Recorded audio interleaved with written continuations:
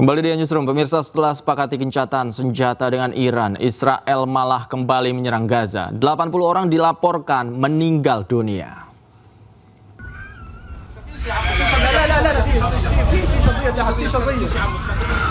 Seorang anak Gaza menjadi korban kekejian tentara Israel.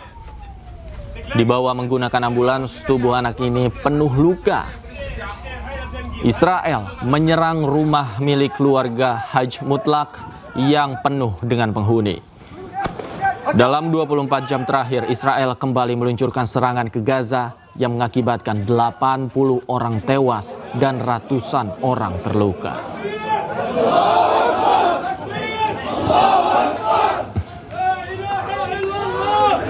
Tokoh militer Iran sekaligus penasihat utama Ali Khamenei, Ali Sadmani, meninggal dunia hari ini waktu setempat. Ali dilaporkan meninggal setelah mengalami luka akibat serangan Israel di Iran. Pusat Komando Garda Revolusi pun bersumpah tidak akan tinggal diam dan akan membalas dendam atas pembunuhan tersebut. Sebelumnya, militer Israel mengatakan pada 17 Juni bahwa Israel telah membunuh Sadmani yang mereka identifikasi sebagai kepala staf perang Iran dan komandan militer paling senior.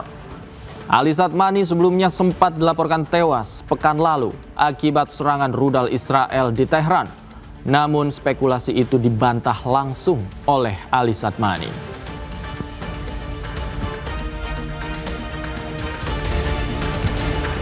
Sementara itu, Brigadir Jenderal Esmail Qani, komandan tertinggi pasukan Quds, unit elit Korps Garda Revolusi Islam Iran, tiba-tiba muncul di hadapan publik dalam perayaan kemenangan perang melawan Israel di ibu kota Tehran.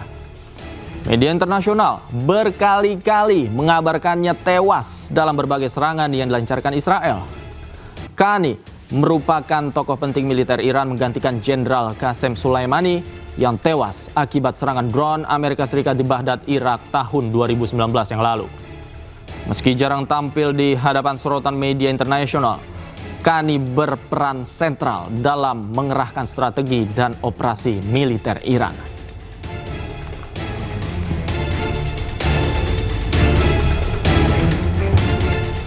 Iran dan Israel saling klaim kemenangan pasca perang yang berlangsung selama 12 hari. Presiden Iran, Masoud Pezeshkian, mengungkapkan telah mencapai kemenangan atas Israel. Sementara Perdana Menteri Israel, Benjamin Netanyahu, menyatakan membuat kemenangan bersejarah.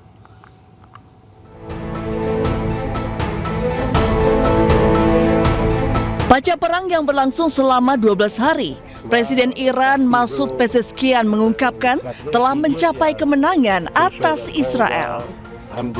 Pezeshkian menegaskan keteguhan dan perlawanan rakyat Iran menjadi alasan kemenangan yang dicapai atas Israel.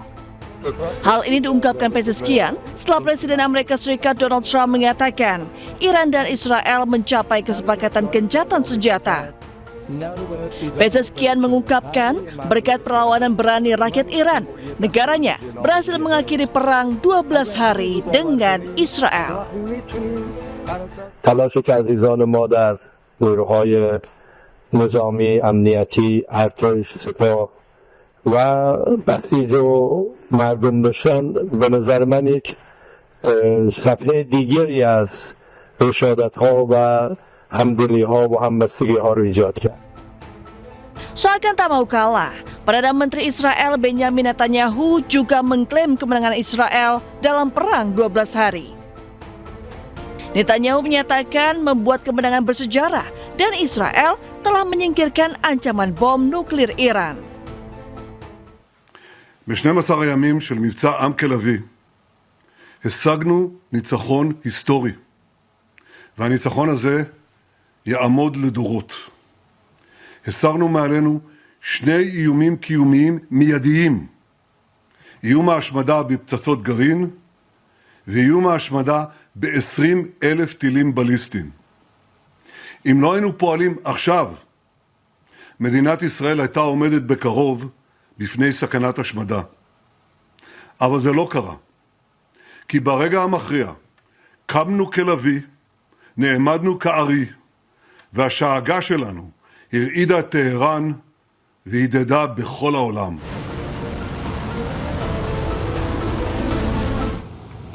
Pemirsa, meski gencatan senjata dinyatakan sepihak oleh Amerika Serikat, konflik bersenjata antara Iran dan Israel masih panas. Perang 12 hari ini tak hanya membawa dampak politik dan keamanan regional, tapi juga menyebabkan kerugian besar baik dari sisi kemanusiaan maupun ekonomi kedua belah pihak. Dan kami tampilkan informasinya untuk Anda, pemirsa. Ini dia pemirsa. Dampak perang Iran-Israel di mana kerugian untuk pihak Israel ada korban jiwa 26 orang, kemudian ada juga korban luka sebanyak 3.000 orang. Mereka adalah tentara dan warga sipil. Korban berjatuhan akibat rentetan rudal balistik dan drone dari Iran yang menghantam wilayah Tel Aviv, Haifa, dan Beersheba. Kemudian pemirsa, perang antara Iran dan Israel selama 12 hari juga memaksa Israel menggelontorkan biaya perang senilai 11,8 triliun rupiah. Kemudian kerugian material 21,2 triliun rupiah dan klaim kompensasi sebesar 39.000 laporan. Bahkan akibat serangan Iran yang menghancurkan permukiman pemerintah Israel ini menghadapi 39.000 tuntutan ganti rugi dari warganya atas imbas dari serangan Iran ke wilayah Israel. Di antaranya Tel Aviv, Haifa, dan Beersheba. Diperkirakan total kerugian dari perang 12 hari Israel merugi hingga 325 triliun rupiah. Sementara itu dari pihak Iran dilaporkan ada 627 orang yang meninggal dunia, sementara ada korban luka sebanyak 4.870 orang. Sebagian besar adalah warga sipil di wilayah Tehran dan Isfahan yang terkena serangan udara dari Israel. Tak hanya itu pemirsa, hingga saat ini memang belum ada rincian akibat kerugian ekonomi yang diderita oleh Iran akibat perang 12 hari ini, namun kerusakan ribuan infrastruktur militer sudah dilaporkan. Kemudian juga ada kerusakan 3 fasilitas nuklir dan kerusakan ratusan infrastruktur sipil yang dilaporkan rusak dan terjadi khususnya di 3 kota yakni Teheran, Isfahan, dan juga dari Natanz. Dan sementara itu gempuran Israel yang menyerang permukiman warga Irak menyebabkan 120 rumah hancur dan 500 lainnya rusak. Diperkirakan kerugian material yang dialami Iran mencapai miliaran dolar Amerika Serikat.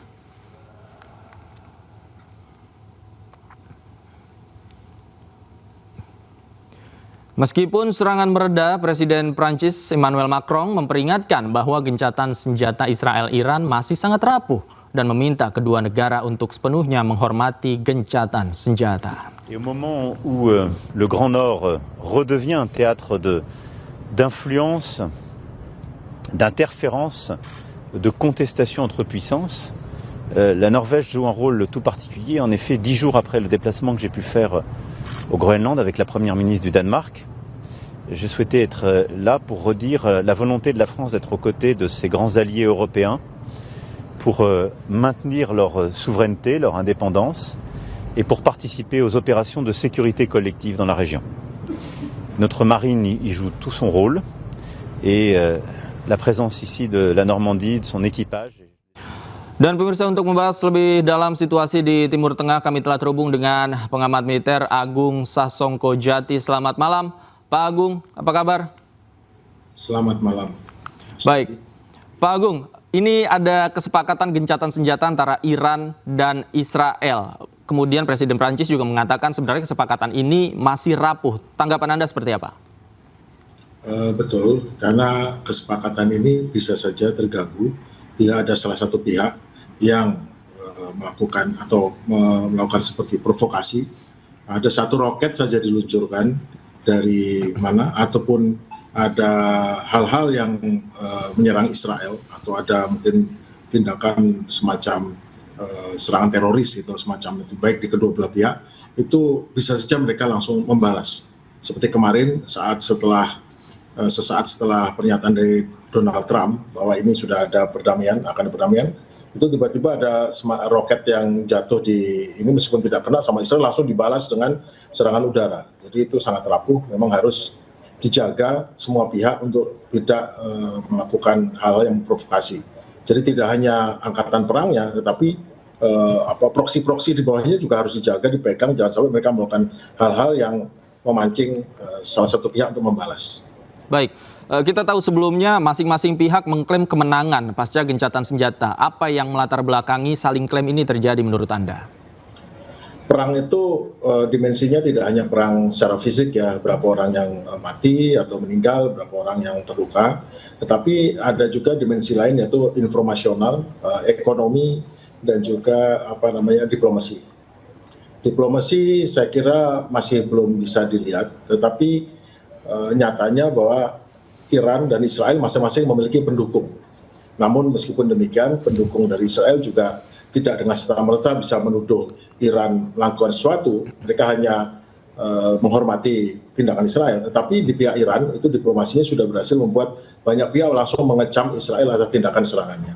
Namun di bidang informasional itu banyak sekali hal-hal yang bisa menjadi amunisi bagi kedua belah pihak, khususnya media-media yang memihak dua belah pihak untuk menjadi propaganda atau agenda setting masing-masing untuk mengklaim kemenangan atau mengklaim bahwa pihaknya yang lebih unggul atau lebih diuntungkan oleh kejadian ini. Jadi memang secara fisik itu ada meninggal sekian, bisa dihitung, tetapi secara informasional bisa kita nilai. Contohnya, masing-masing punya tujuan strategis daripada misinya. Kalau misi militernya menghancurkan pengayaan uranium, 2 membunuh pemimpin Garda Revolusi, 3 membunuh ilmuwannya. Kalau dari Iran, 1 berhasil menangkis serangan Israel, 2 berhasil menyerang Israel, dan 3 membuat Israel itu jelek di mata dunia. Itu jelas. Dan apa yang terjadi? Ternyata Israel gagal untuk berhasil membunuh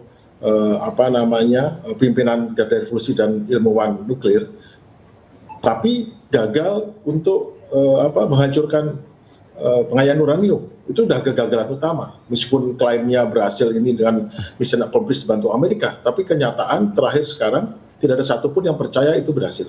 Di sisi lain, meskipun Iran dihajar habis-habisan, dominasi superiority, air superiority dipegang oleh Israel, tetapi ada prakteknya Iran memiliki keunggulan informasi. Yeah. Dia nyatanya masih utuh pengayaan uraniumnya, dan yang kedua dia berhasil menembus pertahanan Israel. Berapa sedikit pun yang jadi korban di Israel, tetap itu dianggap Iran berhasil untuk menyerang Israel dan membuat Israel bisa dikatakan ketakutan dengan propaganda ya, dan minta tolong Amerika. Dan tanpa tolongan Amerika, Israel tidak bisa melanjutkan perang. Jadi itu betul-betul Iran ini sekarang kemarin saat perang sudah mulai langsung sudah dibantu oleh propaganda, perang informasi, dan kelihatannya dalam perang informasi ini Israel kalah dari Iran. Oke, nah yang menarik adalah campur tangan Amerika Serikat. Nah kemudian juga Iran membombardir pangkalan militer Amerika Serikat di Qatar, namun diklaim oleh Amerika pangkalan tersebut kosong. Sebenarnya apa urgensi Iran menyerang pangkalan Amerika Serikat di Qatar? Jadi kita mulai dari saat 3 hari pertama Israel menyerang dan berhasil melumpuhkan atau membuat pertahanan udara Iran tidak naik atau tidak berhasil sehingga bisa memiliki keunggulan di udara, bukan hanya keunggulan tapi dominasi udara, membuat ini. Tetapi pada hari keempat kelima saat Iran berhasil membobol dan sudah mulai ada terjadi kerusakan-kerusakan, Mossad bisa dihancurkan, markasnya bisa menghancurkan markas angkatan senjata Israel, meskipun mungkin tidak semuanya, itu sudah mulai confident. Dan pada saat menjelang minggu kedua, hari ke-9 ke-10, bahkan Iran sudah berhasil menggunakan perang informasi untuk menggunakan rudal Kabir. Rudal Kabir ini rudal multi warhead, jadi warheadnya tidak satu. Pada saat dia setelah Apex turun ke bawah, dia memecah menjadi 4-5 warhead, itu sudah sulit sekali untuk dicegah. Dan pada saat itu juga kelihatan Israel seperti mengemis-kemis pada Amerika untuk membantu ini. Kenapa? Mereka tahu bahwa sangat sulit untuk menghancurkan pengayaan uranium di dalam tanah dengan menggunakan pesawat tempur Israel karena pasti bomnya maksimum 1 ton dan itu tidak bisa menembus dengan baik. Dan Amerika pun juga tidak mau mengebom yang menimbulkan kebocoran radioaktif. Tapi akhirnya Amerika mengambil pilihan yang terbaik dari yang terburuk, yaitu membantu mengebom, tanda petik mengebom dan menyerang dengan rudal. Dan itu adalah diklaim sebagai keberhasilan, kesuksesan dengan segalanya sehingga membuat dia bagus di mata pendukungnya. Tetapi pada prakteknya itu tidak sepenuhnya adalah false flag operation. Jadi operasi bendera palsu istilahnya. Jadi hanya simbolis saja. Dan akhirnya berhasillah Israel bisa menghentikan perang ini karena mereka akan kesulitan untuk terus. Negerinya sudah bobol nih oleh kemasan rudal Iran, dan Iran sendiri juga lebih suka hati untuk berhenti juga karena mereka juga kesulitan. Jadi pada praktiknya ini adalah serangan Amerika itu adalah serangan untuk membantu semuanya biar berhenti dengan ada alasan masing-masing. Oke, ini menarik. Nah, kemudian saat ini juga Israel kembali perhatiannya menuju ke Gaza Palestina. Pak, menurut Anda apa sebenarnya yang tujuan utama yang ingin dicapai oleh Israel seperti apa? Kemarin berbuat masalah dengan Iran, kemudian sekarang kembali lagi ke Gaza. Jadi Israel atau Amerika itu membagi perang Israel dengan Gaza, perang Israel dengan Iran. Nah, mereka tidak bisa terima atau memang sengaja memposisikan bahwa tidak boleh Iran membela Palestina dengan serangannya, dengan dalih saya membela Palestina terus menyerang Israel, itu nggak terima. Dianggapnya Iran tanpa alasan menyerang Israel. Sama juga Palestina nggak bisa jadi dipecah menjadi dua. Dan kemarin di Gaza itu Israel sudah sama kasusnya seperti serangan Iran. Dia sudah nggak bisa mundur lagi, dia membunuh orang dengan jadi gini. Pikirannya Israel itu sangat Clausewitz ya, sangat barat sekali. Strategi perangnya itu dia beranggapan Palestina punya center of gravity, sama Iran punya center gravity. Center gravity-nya adalah kalau Palestina adalah pimpinan Hamas, atau kalau di Iran adalah pimpinan Garda Revolusi. Kemudian adalah beberapa tokoh di Palestina. Dengan membunuh dia, maka dipastikan perlawanan akan berhenti. Sama juga di Iran. Tapi masalahnya mungkin budaya dan bagaimana struktur kepemimpinan di Hamas dan di Iran itu sehingga meskipun terbunuh pimpinan Garda Revolusi, tapi tetap saja perlawanan berlangsung, tetap saja bisa menyerang. Jadi mereka bisa dengan cepat mengganti kepemimpinan dan pengambilan keputusan sehingga yang tadinya diharapkan dengan terbunuhnya langsung perlawanan berhenti atau berkurang tetap berlanjut. Ya akhirnya Israel ya terus bunuh. Sekarang Iran itu butuh gimana nih menyelesaikan Gaza, gimana sih Amerika masuk, Gaza saya handle Amerika, dia bisa pergi. Karena kalau tidak, ya Israel sekarang nggak punya jalan keluar dari situasi ini. Karena yang dianggap bahwa itu adalah center of gravity atau titik lemah Hamas, itu ternyata bukan itu titik lemah Hamas. Yang dia lawan adalah perjuangan kemerdekaan. Nah, perjuangan kemerdekaan, alasan apapun, apalagi perjuangan kemerdekaan dengan alasan agama, itu pasti kuat sekali. Sampai di Iran. Di Iran dia mau nyerang terus dan saling lempar senjata, itu kan nggak masuk akal, nggak make sense, economic war-nya nggak benar. Akhirnya Israel ya berharap Amerika membantu menyelesaikan dengan serangan itu. Jadi semuanya itu sebenarnya nggak mau perang berlama-lama, tidak ada yang mau perang berlama-lama. Tidak ada yang ingin perang berlama-lama, begitupun bagi masyarakat dunia tidak ingin perang ini terjadi baik di Palestina, kemudian di Iran tidak ingin perang berlama-lama. Terima kasih Pak Agung Sasongkojati sudah bergabung bersama kami. Selamat malam Pak, sehat selalu. Terima kasih, selamat malam. Pemirsa, mantan Gubernur Jawa Barat Ridwan Kamil gugat Lisa Mariana 105 miliar rupiah. Newsroom segera kembali.